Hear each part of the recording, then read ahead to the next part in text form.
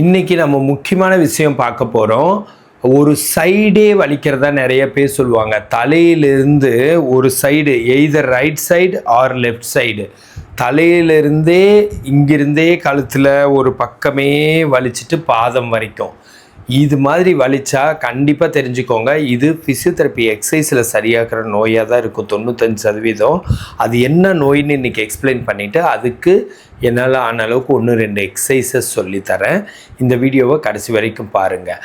எப்படி இந்த வலி வருதுன்னா, ரெண்டு பெரிய கொஞ்சம் ப்ராப்ளம்காக தான் இப்படி ஒரு சைடே வலிக்குது. மோஸ்ட்லி கழுத்தில் சர்வைக்கலில் ப்ராப்ளம் இருக்கும், லம்பாரில் ப்ராப்ளம் இருக்கும்.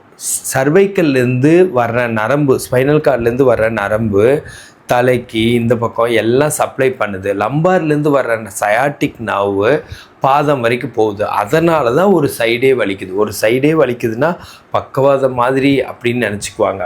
பக்கவாதங்கிறது வலி கிடையாது, பேரலைசிஸ். ஆனால் பக்கவாதம் மாதிரி ஏதோ ஒன்று வந்து ஒரு சைடு வராமல் போகுதோன்னு நினச்சிக்குவாங்க. ரொம்பவுமே கஷ்டப்படுவாங்க. ஒரு சைடே வலிக்கிறதுக்கு என்ன ரீசன்னே நிறைய பேர்த்துக்கு புரியவே புரியாது. அந்த ரீசனை தெளிவாக சொல்கிறது தான் இப்போ இந்த வீடியோவில் நான் சொல்கிறது. என்னென்னா, இப்போ ஃபஸ்ட்லேருந்து சொல்லிடுறேன். கழுத்தில் எலும்பு தேய்மானமோ இல்லை சர்வைக்கல் ஸ்ட்ரெயின்னே வச்சுக்கோங்க. கழுத்தில் ஒரு ஸ்ட்ரெயின் ஆயிடுச்சு, இல்லை சர்வைக்கல் ஸ்பாண்டிலோசிஸ் கொஞ்சம் எலும்பு தேய்மானத்துக்கு முன்னாடி ஸ்டேஜ், இல்லை சர்வைக்கல் ஸ்பாண்டிலைட்டிஸ் கழுத்தில் எலும்பு தேய்மானம், இல்லை டிஸ்க் பல்ஜ் ஜவ்வு வீங்கிறது, இல்லை டிஸ்க் ப்ரொட்ரூஷன் ஜவ்வு தொத்திட்டு இருக்கிறது, டிஸ்க் ப்ரொலாப்ஸ் ஜவ் விலகிறது, பிரேக்கியல் நியூராலஜியா நரம்பு அழுத்திட்டு இருக்கிறது, இதுக்குள்ளே ஏதாச்சும் ஒரு 3-4 ட்ரபுள் எல்லாம் இருக்குதுன்னு வச்சுக்கோங்க. இல்லை சர்வைக்கோஜெனிக் பெயின் அப்படிங்கிறது வந்து ஒரு ஸ்ட்ரெஸ், டிப்ரெஷன், ஆங்ஸைட்டினால் வர்றது. இது என்ன பண்ணுதுன்னா, ஸ்பைனல் கார்டை போட்டு டிஸ்டர்ப் பண்ணுறதுனால, ஸ்பைனல் கார்டிலேருந்து தானே, ஸ்பைனல் நர்வ்ஸ் தானே எல்லா இடத்துக்கும் நர்வ்ஸ் சப்ளை பண்ணுது. அதனால் ரேடியேட்டிங் பெயினாக இங்கே இருக்கிறது ஒன்று ஒரு பக்கம் தலைவலியை கொடுத்துருது, இல்லை காதுக்குள்ளே டினிட்டஸ் சவுண்டோ வலியோ, இல்லை தலை சுத்தல், வாமிட் சென்சேஷன், இல்லை இம்பேலன்ஸு, அப்புறம் கையில் கரண்ட் ஊறுற மாதிரி, கை விரல் மரம்பரப்பு, செஸ்ட்லேயோ பிரெஸ்ட்லேயோ வலி.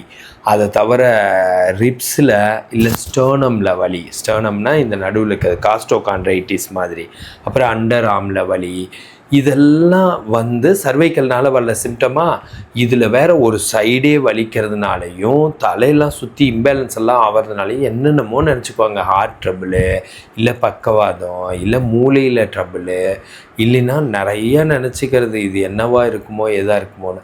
ஆனால் கடைசியில் பார்த்தா 95% பேருக்கு சர்வைக்கலாக இருக்குது. சரி, இதோட வலி நிற்காமல் ஏன் கால் வரைக்கும் வருதுன்னா, இந்த சர்வைக்கல் அப்படி நடந்த மாதிரி லம்பார்லேயும் லம்போசேக்ரல் ஸ்ட்ரெயின் அப்படின்னா ஸ்ட்ரெயின் ஆயிடுச்சுன்னு அர்த்தம்.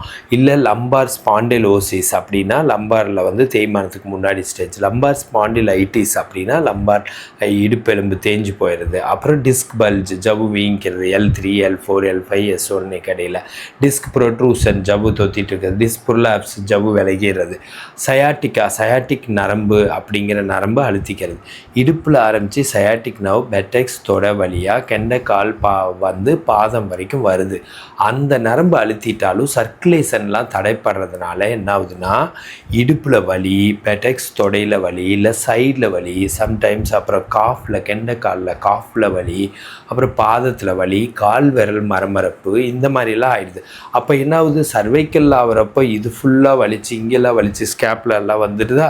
லம்பாரில் ஆகிறப்போ இதுக்கு கீழே இருக்கிற எல்லாமே, இது கீழே இருக்கிற ஒரு சைடே பூரா வலிச்சிடுதா.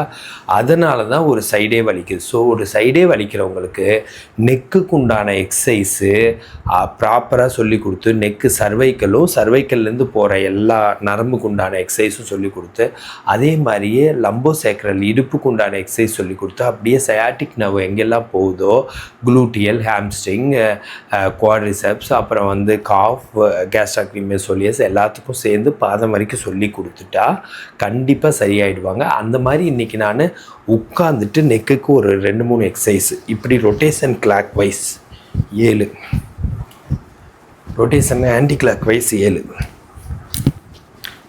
அப்புறம் ஷோல்டர் பிரேசிங் எக்ஸசைஸ் 5, 6, 7, 7 3 சொல்லிட்டேன்னா, அப்புறம் லம்பாருக்கு படுத்துட்டு 1-2 சொல்லித்தரேன்.